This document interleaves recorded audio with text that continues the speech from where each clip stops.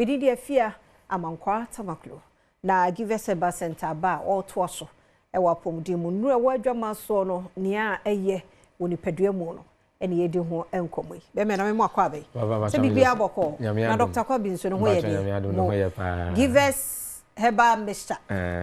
give us GC capsules na the mixture no adaroma ye fa de he kan na me fa we ni fa sha se o kan ma ni de ntino ma ene me ma eja ema no so o ma pon de ntimi ewie peye na no pe enta no pe ma me fa ncha kase mfa ma hwefo adofo a won mo hwe ne cheche ne benche na no pe ncha kase if you give us Herbal center yen kofa ba ne na no for Dr. Solomon Kwabi enche ene yedi mo bibia se monya eya ahotoso pa ewo give us Herbal center ye nupa ye de aba adwaman so ma ene de eboa ema bibia tumi konka wo hwe ebobosumi ye wo mu ya ene eye da etoso dunkron na se me no e ka se no bosumi no so ebekwa wieye na ne sa na ebekwa wieye ene edunwotwe mu ayo ene me penintem yo ene edunwotwe die enti eyede ya yenuanom ma ne bi wonmo ebu omonsa ebi mu nso be sha ase afa na ebi mu nso de ede eba na ene no ensabuo no mu anasa mfichi konu mu no oha dodo na no ena abeba bebe mu ema ne unua ba bi udofo bi oyire bi ana udofo bi ane no wa adwuma mu mpo ekoko ba ne sana na akoko ye atete na akoko fo ha kese pa etumi de aba eno ntina give us Herbal center ye memo ha me ya se ne atresem no kan ye aduaba ne de yedi ha no se ye nkonkotungu ema ne nse kwa de bia da ne ntino Dr. Solomon Kwabi na mabefo nimdie eni suenhu kwan so ene ode aye enre nyina no etumi de aba adwaman so na se ye nuamma no ye yere no mo ye maame mo ene ye nanfofo beko eye wo mu mfikyira na so mebu o mo nsa no ene no oha dodo na no ene wo mu ne edi kan obi die wo ho a se enye yawdie ne apoto kase mo bro ne beka se menstrual pains na eye na akwa ye asem kase pa entu wo se bosome na so no na utun se wo nyanchi na wo munimuni wo ba adwuma na wo munemu na no wo kan anim asi obo se mpatem won ma wo na se enye bibia obi won so wa hye da hwa se asa bosumi bia ene yewura na wotwe edi kan yewura na wotwe tosomienu mu a se ya na afnai anasa abawe anasa ohima we ni su ene ne ban ne ye no sei ene etie ye mpesa no besi emfichi komu ya wudie menstrual pains bia de me pa chom edura na no pay uhia eye give us Herbal mixture give us Herbal mixture edura nya na ewo Herbal shop pharmaceutical shop license chemical shop any baby a yeton aduro bia enti wo baby a unim no na wo bu ni nsa na se wo konfiche anasa ye kan se menstruational period imu na pains ewo mu no me ba cho aduro we e na abotumi tode ama no we aduro no ye kan se give us Herbal center ye no ye mfa so yare na no ye di tu yare na se enti enye se wanu mawie na bosumi bia okoto da bi utona no mpreko pa saa ne kofa ya ode ni di bani nyina no eyi de fi ho no e ma afi de ho betumi ato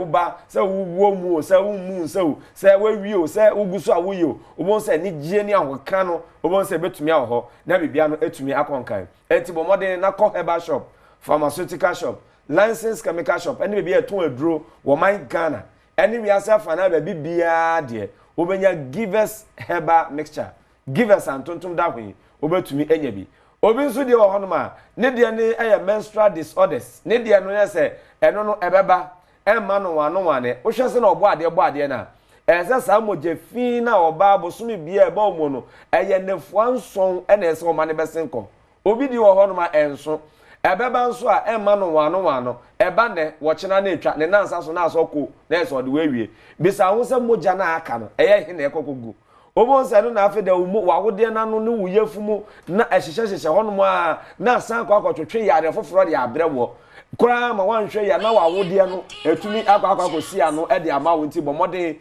na akọkọpe eye givers eye enupe bi na to nanom na no na me no weka se no ebetumi aboa ma sa eye mfichikomu ya wudie eni dwumedie ni nyina no etumi akonkan etumi de ama wo ye pa enti anope ukonya givers eye ye nupe nu bia me pa cho eno ena betumi aboa ma eye mfichikomu ya wudie eni mfichikomu hawo bia no me pa cho etumi aboa na bibia no etumi akonkan enti pedro bi na fama wunua na fama onamfo ene obi biara won ne ewo honom no na wontumi enya enom se na betumi aboa ma san fichikomu ya udie ni nyina no ano ye den etu betumi atwa na bibia etumi akoso edro no nye na manu so amika sei ebia wobeso ni ye bedi nkomo anase bibi chi wadwen so wonti bibia ase a eye 0543 22 24 70 0543 22 24 70 now ni give us a center me ba twa hobrase mu oni ye eni enkomo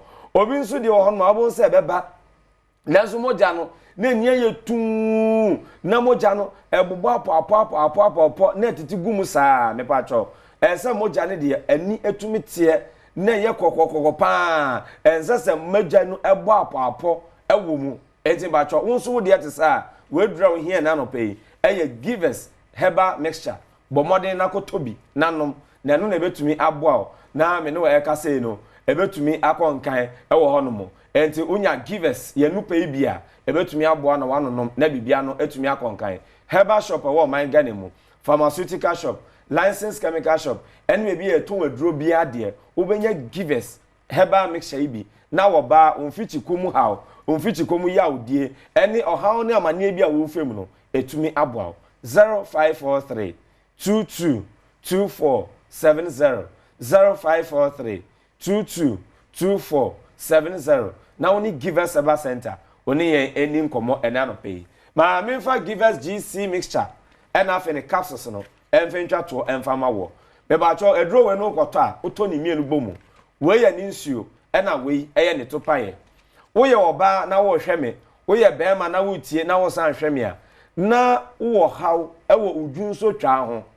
wo haw ewo wunsuo gumu be ba cho edro we here eye give us GC mixture ena afi ne capsules eno na ohia bi na watumi ato na wanonom obi di ho no waga so na mi gu nsuo ena emu ya meya ena emu hyehyeme ena emu wi medre me pa cho ekokoba ne saa na se yawdie anase wo haw ena eba wudwunso twa no eho eno nso na maintenance ema ni nsi ansa na yedo akwa yarsabia aka se yede rubber de kokoshe eye wudwunso twa mu eno no ekokoba ne saa de haw kase ena de bebrɛw enti edura wo hia ena no pay na enu etumi etu ase de ama o eye givers GC mixture ena afi givers GC capsules eno na wunya bi ena no pay na woto a ebetumi aboa wo oba nso am no waka say no obewa akokonya eye infections anase enem yarewa bi ade wunya givers GC mixture ena the capsules na ebetumi aboa wo ma infections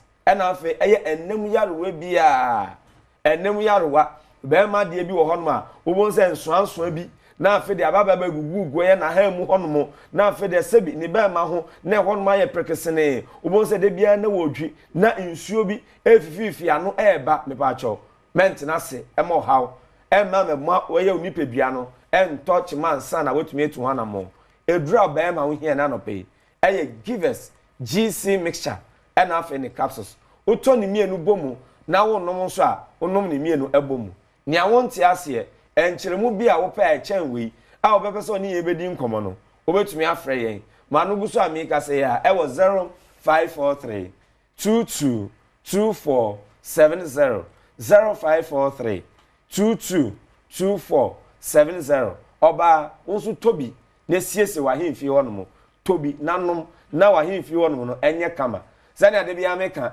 ye nuanom amu ye sports commentators wo kwa agofama no so a was so the weather is very conducive for association football oba ma hemfi wono so enye very conducive for a association affair say the betumi aboa na bibia tumi akonkan eduro betumi aboa wo eye givers GC mixture ena afi ne capsules ena betumi enye bi ato na bibia na tumi akonkan upe bi etu aton upe nchiremu bi a eye 0546 22 24 70 0546 22 24 70 now ni givers aba center eni nkomo yada se papa pantino se bibiche wadwe bi a wanka wo dia number no